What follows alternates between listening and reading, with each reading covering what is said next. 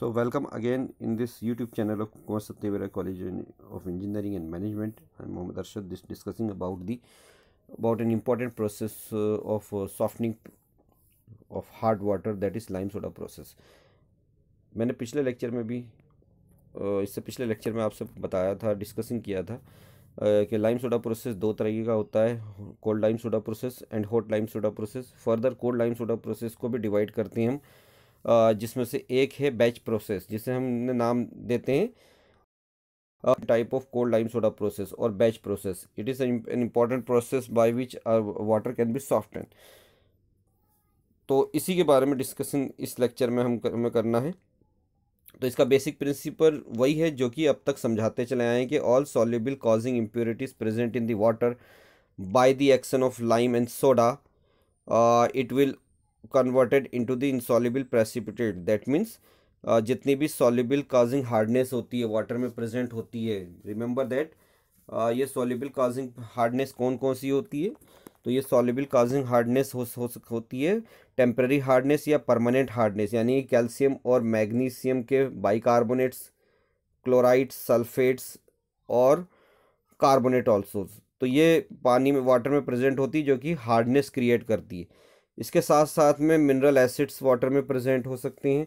इसके साथ साथ में डिज़ोल्व अमाउंट में carbon dioxides H2S gases present हो सकती है, या other kind of the salts हो सकते हैं जो कि वाटर के अंदर सॉल्युबल हो सकते हैं। तो ये सारे सॉल्ट जैसे कि एल्यूमिनियम सॉल्ट्स है और आयरन सॉल्ट्स होते हैं। तो ये सभी सॉल्ट्स जो होते हैं ये सभी कॉजिंग इम्प्योरिटीज जो कि सॉल्युबल होती है। ये सॉल्युबल इम्प्योरिटीज जो होती है लाइम और सोडा के एक्शन से, लाइम और सोडा जब वाटर में मिक्सअप करते हैं और लाइम और सोडा जो वाटर में मिक्सअप किया जाता है, ये दोनों ही कैलकुलेटेड अमाउंट में होता है।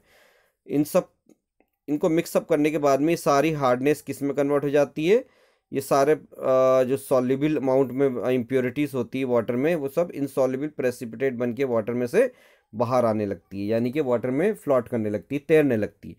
इसको सेटल करने के लिए हम कोगुलेंट का यूज़ करेंगे। कोगुलेंट का यूज़ करते हैं हम, क्या हो जाता है, तो ये सारी प्रेसिपिटेट सेटल डाउन हो जाता है और एज ए स्लज इसको बाहर निकाल लिया जाता है। तो इससे वाटर को प्योरीफाई आसानी से किया जाता है। तो इसमें केमिकल कौन कौन से यूज़ होंगे स्टूडेंट्स, एक बार और आपको बता दें कि लाइम जिसका chemical formula CaOH whole twice है, सोडा सेकंड केमिकल है जिसका केमिकल फार्मूला है Na2CO3, और लास्ट में इसमें कोगुलेंट का भी यूज़ करते हैं जो कि एल्यूमिनियम सल्फेट या सोडियम मेटा एल्यूमिनेट होगा। सॉफ्टनर का क्या यूज़ क्या है इसमें, तो सॉफ्टनर जो इसमें यूज़ करेंगे बैच प्रोसेस में या cold lime intermediate type of the cold lime soda process में, तो इसमें जो सॉफ्टनर का यूज़ करना है उसमें intermediate type of cold lime soda softener. Construction क्या है इसका, कैसे ये सॉफ्टनर दिखाई देता है, तो ये सॉफ्टनर आपको एक स्क्रीन पर दिखाई दे रहा है एक स्कीमेटिक डायग्राम के थ्रू। इसमें एक स्टील का कंटेनर होता है, बिल्कुल बीचों बीच में एक स्टीरर होता है। It will be a mechanical और इलेक्ट्रिकल रनर। स्टीरर का वर्क क्या होता है, ये स्टीरर है। स्टीरर का काम क्या होता है कि केमिकल को वाटर के अंदर कंप्लीटली मिक्सअप करने वाला। और इसमें एक वाटर इनलेट होता है। वाटर इनलेट का काम क्या होता है, हार्ड वाटर इस यहाँ से इस सॉफ्टनर के अंदर फ्लो कराया जाता है। एक केमिकल इनलेट यहाँ पर लगा होता है। केमिकल इनलेट के थ्रू क्या क्या चीज़ें पहुँचाई जाती है, तो केमिकल कौन कौन से यूज़ करेंगे इसमें, तो केमिकल स्टूडेंट्स अभी मैंने आपको बताया था, लाइम है, दूसरा सोडा है और तीसरा कोगुलेंट है। तो ये तीन केमिकल इनलेट के थ्रू इस सॉफ्टनर के अंदर पहुँचाए जाते हैं। एक और दो आउटलेट इसके अंदर लगे हुए हैं, एक तो है सॉफ्ट वाटर को बाहर निकालने के लिए और एक स्लज जो कि प्रेसिपिटेट बनकर तैयार होता है, इसको बाहर निकालने के लिए स्लज आउटलेट लगा होता है, ये वाला।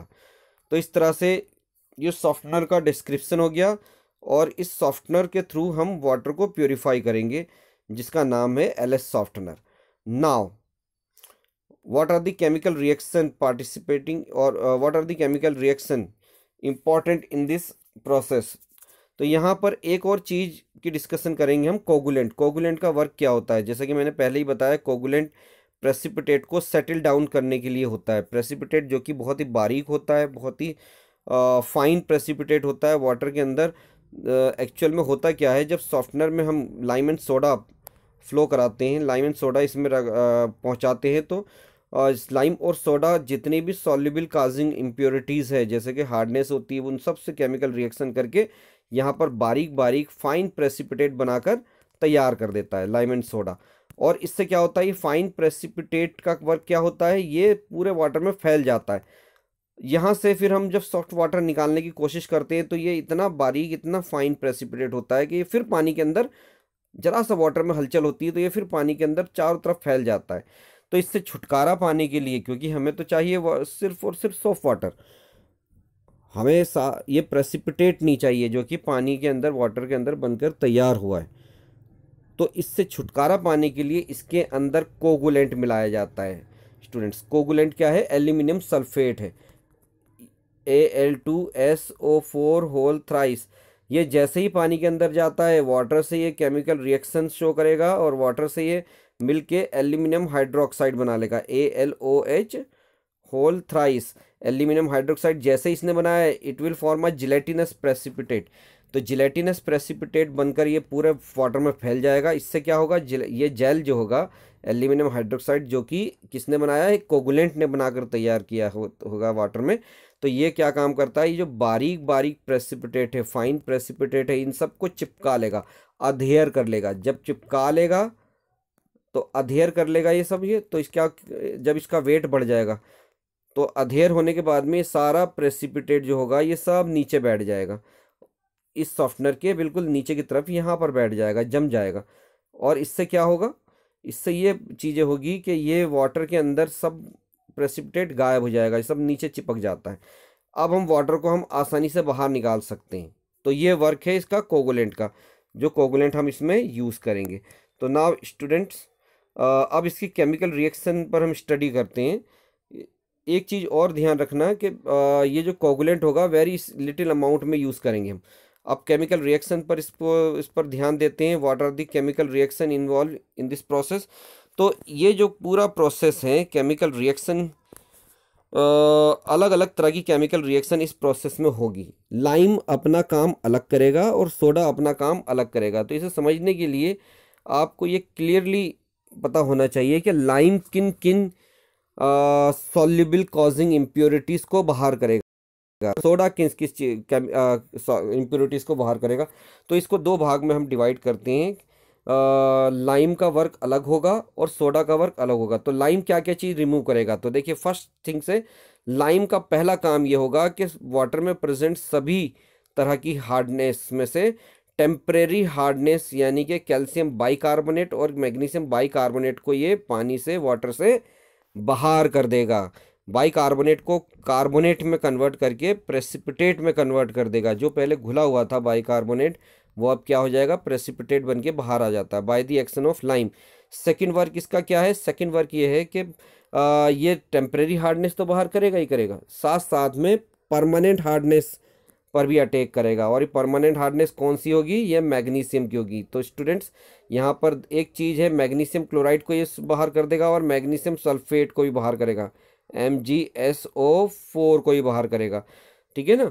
और तीसरी चीज़ क्या बाहर करेगा, ये आयरन के अमाउंट में जो साल्ट है, आयरन सल्फेट और एल्यूमिनियम सल्फेट, एल्यूमिनियम के सल्फेट यानी कि एल्यूमिनियम का सॉल्ट आयरन क्लोराइड को ही बाहर करता है। चौथी चीज़ क्या बाहर करेगा, मिनरल्स एसिड्स को। मिनरल एसिड्स कौन कौन से हैं students, mineral acids H2SO4, HCl etcetera, इनको बाहर कर देगा। और पांचवी वर्क इसका ये होगा कि डिजोल्व अमाउंट में जो गैसेस प्रेजेंट होंगी वाटर के अंदर, कार्बन डाइऑक्साइड है, H2S, इसे ही बाहर कर देगा। लाइम कौन कौन सी चीज़ों को बाहर नहीं करता, तो ध्यान रहे जो लाइम ने दो चीज़ें छोड़ी है और वो क्या है, इस टेम्परेरी हार्डनेस तो दोनों को बाहर कर देगा, परमानेंट हार्डनेस सिर्फ मैग्नीशियम पर अटैक करेगा ये, लेकिन परमानेंट हार्डनेस ऑफ कैल्शियम ये बाहर नहीं करेगा, ठीक है। तो परमानेंट हार्डनेस ऑफ कैल्शियम को एज इट इज़ वाटर में एज इट इज़ रिमेन्स यानी कि एज इट इज़ रहेगा ये। और ये किसके लिए छूट जाएगा, ये सोडा के लिए आगे छूट जाएगा। ये परमानेंट हार्डनेस ऑफ कैल्शियम जो होगा वो सोडा रिमूव करेगा। साथ साथ में सोडियम मेटा एल्यूमिनेट को ही बाहर नहीं करता, जो कि हम एज ए कोगुलेंट यूज़ करेंगे। ध्यान रहे, अगर हम एल्यूमिनियम सल्फेट यूज़ कर रहे हैं वाटर के अंदर तब तो लाइम बाहर कर देगा, लेकिन अगर हम sodium meta aluminate as a coagulant use कर रहे हैं तो लाइम इसे रिमूव नहीं करेगा। अब सोडा का काम क्या क्या होगा, देखिए सोडा का काम, पहला ही काम रहेगा वो जो कि लाइम ने छोड़ दिया था। तो लाइम ने कैल्शियम की परमानेंट हार्डनेस को छोड़ा था, जब अब ये सोडा इसे पकड़ लेगा। तो सोडा यानी कि Na2SCO3 जो होगा वो वाटर में से परमानेंट हार्डनेस ऑफ कैल्शियम को बाहर करेगा। दूसरी चीज़ क्या है, आयरन का और एल्यूमिनियम के सॉल्ट को भी ये बाहर कर देगा। तीसरी मिनरल एसिड्स को ही बाहर करेगा। चौथा वर्क इसका ये होगा कि ये मिनरल एसिड्स को ही बाहर कर देगा। और सोडा क्या क्या चीज़ें बाहर नहीं करता, तो soda not remove bicarbonates, bicarbonates को ये बाहर नहीं करेगा। तो ध्यान रहे न्यूमेरिकल में बाइकार्बोनेट को माइनस करना पड़ेगा आपको। तो इस तरह से लाइम और सोडा का अलग अलग वर्क हो गया। लाइम का काम अलग होगा, सोडा का काम अलग होगा। लेकिन एक चीज़ आपको ध्यान रखनी होगी, लाइम और सोडा दोनों ही मैग्नीशियम की परमानेंट हार्डनेस को दोनों ही दूर करेंगे। यानी कि मैग्नीशियम क्लोराइड, मैग्नीशियम सल्फेट, ये जो दो साल्ट है, दोनों हार्डनेस है, ये सोडा भी दूर करेगा और लाइम दोनों दूर करेंगे। और क्या क्या चीज़ें दूर करेगा, ये एल्यूमिनियम साल्ट जो होगा लाइम भी रिमूव करेगा और सोडा भी रिमूव करेगा। और मिनरल एसिड्स जो होंगे वो लाइम भी रिमूव करेगा और सोडा भी रिमूव करेगा। तो ये कुछ कॉमन थिंग्स थी दोनों में ही। तो इस तरह से ये केमिकल रिएक्शन में अब आगे हम देखते हैं कि केमिकल रिएक्शन कैसे कैसे होगी इसकी। तो केमिकल रिएक्शन को हम आगे इसको शो करते हैं। केमिकल रिएक्शन में